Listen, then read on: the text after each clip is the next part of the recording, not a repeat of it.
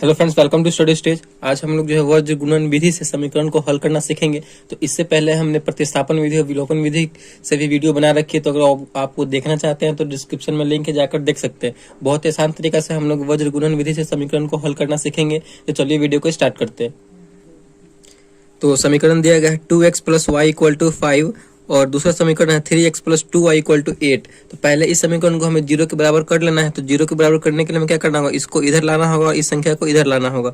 तो ये पहला इक्वेशन है 2x + y बराबर के इधर ये प्लस में 5 है, तो बराबर के इधर आएगा तो माइनस में 5 हो जाएगा।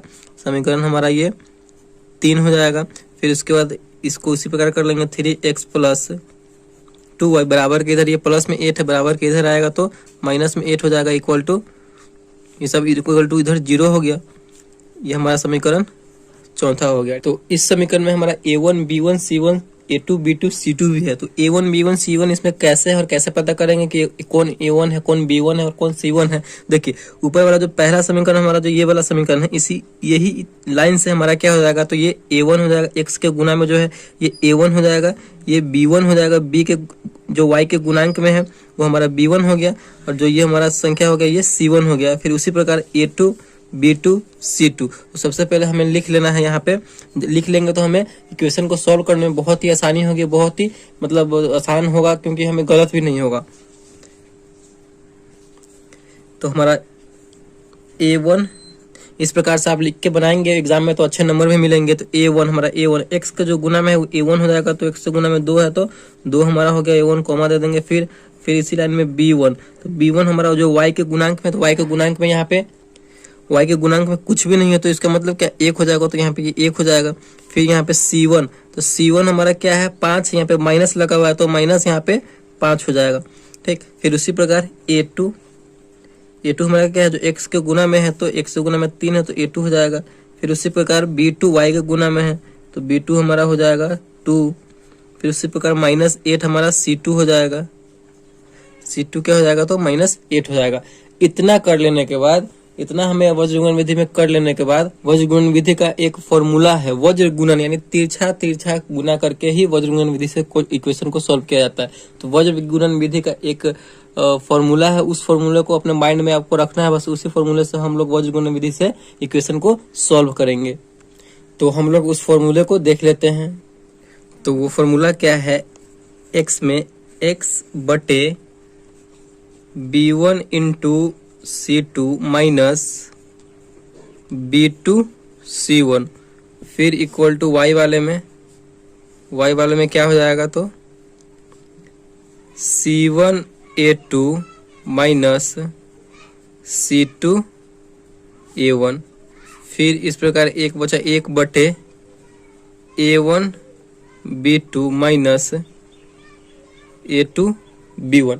बस इसी फॉर्मूले का हम यूज करेंगे और वज्र गुणन विधि से हमारा एक समीकरण जो है बनकर तैयार हो जाएगा, और उससे x y का मान इससे निकल कर चला आएगा। तो बस इसी फॉर्मूले पे आप x और y का जो b1 b2 c2 का वैल्यू है वो रखिए, आपका एकदम इक्वेशन तैयार हो जाएगा और x y का वैल्यू भी निकल के चला आएगा। देखिए x वाले में, पहले वाले में क्या है, x बटे, तो x बटे b1 × c1, यानी b1 गुने c2 है, तो b1 गुने c2। देखिए इसी ये लिखने का फायदा क्या है कि आपको यहाँ पे गलती नहीं होगा, ढूंढना नहीं पड़ेगा कौन किधर b2 है किधर c2 है, ठीक ना। b1 c2, देखिए b1 कहाँ है, यहाँ पे 1 है तो 1 गुने c2 है, तो c2 देखिए c2 यहाँ पे -8, यहाँ पे हम -8 लिख लेंगे, माइनस बीच में लगा हुआ है फॉर्मूला में तो माइनस लगा देंगे। फिर क्या है b2, तो b2 देखेंगे कहाँ पे, b2 यहाँ पे है 2, तो 2 हो जाएगा b2 क्या। उसके बाद क्या है c1, तो c1 यहाँ पे -5 है तो यहाँ पे -5 हम c1 कर देंगे। हमारा x वाला का टर्म का क्लियर हो गया। अब आएंगे y वाले में, तो y बटे क्या है, c1 गुने a2, तो c1 देखेंगे कहाँ पे, यहाँ पे c1 -5 है तो -5 यहाँ पे c1 हो गया। अब उसके बाद फिर क्या है a2 यहाँ पे कितना है, तो 2 है, तो यहाँ पे 2 गुना में है, माइनस यहाँ पे फिर लगाएंगे, माइनस है c2 देखेंगे कहाँ पे -8। उसके बाद a1 क्या है, 2 है तो 2। चलिए y का भी हमारा काम हो गया। अब बचा 1 का, लास्ट में 1 बटे a1 × b2, a1 2 है और b2 2 है तो 2 गुने 2 क्या, और उसके बाद माइनस है तो माइनस लगाएंगे। फिर a2 × b1, a2 3 है और b1 क्या है, b1 1 है, तो गुना में यहाँ पे 1 दे देंगे।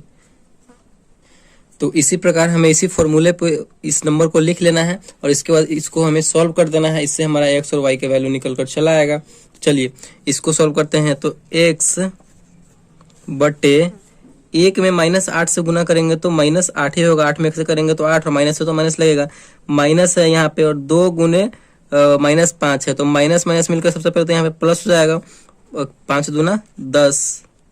फिर अब y वाले को सॉल्व कीजिए, y बटे 5 दूना 10 और माइनस लगा हुआ है तो माइनस, फिर माइनस में माइनस से गुना होगा तो यहाँ पे प्लस हो जाएगा और 8 दूना 16, फिर बराबर है तो बराबर 1 बटे 2 दूना 4 माइनस 3 एकम 3। इसको सॉल्व करने के बाद फिर अब हम क्या करेंगे, यहाँ पे देखिए x बटे यहाँ पे -8 प्लस 10 यानी 10 में से 8 घट जाएगा, क्योंकि 10 प्लस में है 8 माइनस में है, 10 में से 8 घटे तो कितना बचेगा, 2 बचेगा। y बटे 16 में से यहाँ पे 10 जाएगा तो कितना बचेगा, 6 बचेगा। फिर 1 बटे 1, यहाँ पे एक मिस्टेक हो गई है, यहाँ पे 2 नहीं होगा क्योंकि यहाँ पे देखिए यहाँ पे a2 है और a2 का वैल्यू क्या है, 3 है, तो यहाँ पे 3 हो जाएगा तो 5 दिया, यहाँ पे 15 हो जाएगा, तो 16 में से 15 जाएगा तो यहाँ पे 1 बचेगा। वो लिखने में यहाँ पे मिस्टेक हो गया क्योंकि दोनों a1 a2 है तो गलत से लिखा गया, तो इतना हो जाएगा। इतना होने के बाद फिर क्या करेंगे हम, अब एक बार इस इक्वेशन को इसके साथ हम कंपैरिजन करेंगे, ठीक ना। तो x बटे 2 इक्वल टू 1 बटे 1 एक बार कंपेरिजन करेंगे, 1 बटे 1, तो इसका वैल्यू क्या आ जाएगा, क्रॉस मल्टीप्लाई करेंगे तो x का वैल्यू हो जाएगा, x में 1 से गुना करेंगे तो x, 2 में 1 से करेंगे तो 2, यानी हमारा x का वैल्यू कितना आ गया, तो 2 आ गया। फिर एक बार y बटे 1 इक्वल टू 1 बटे 1 से कंपेरिजन करेंगे, दोनों को बारी बारी से कंपेरिजन कर लेंगे। तो y में क्रॉस मल्टीप्लाई करेंगे यहाँ पे, तो y में जब 1 से गुना करेंगे तो y और 1 में 1 से करेंगे तो 1, यानी हमारा x का वैल्यू आ गया 2 और एक y का वैल्यू आ गया 1। मतलब इसी प्रकार से हमें x और y के वैल्यू निकाल लेंगे आराम से। देखिए इस तरह से दिया बनाने के लिए क्यों कहेगा, क्योंकि एग्जाम में जो है वज्र गुणन विधि से भी बोला जा सकता है। आपको सॉल्व करने के लिए इक्वेशन को, समीकरण को बोला जा सकता है कि वज्र गुणन विधि से समीकरण को सॉल्व कीजिए, विलोपन विधि से सॉल्व कीजिए, प्रतिस्थापन विधि से सॉल्व कीजिए। तो कोई भी विधि से दे दे, बस आपको वीडियो को देख करके अच्छा से समझ लेना है कैसे बनेगा वज्र गुणन विधि से। तो इसी प्रकार से वज्र गुणन विधि से बनेगा और इस फॉर्मूले को आपको अपने माइंड में रखना है। इस वाले फॉर्मूले को अपने माइंड में रखिए और बस आपका वज्र गुणन विधि से कोई भी समीकरण हल हो जाएगा। आई होप आपको वीडियो बहुत ही अच्छा लगा होगा और समझ में आया हो। तो प्लीज वीडियो को एक लाइक और चैनल पर नए हो तो चैनल को सब्सक्राइब जरूर कीजिएगा। Thank you.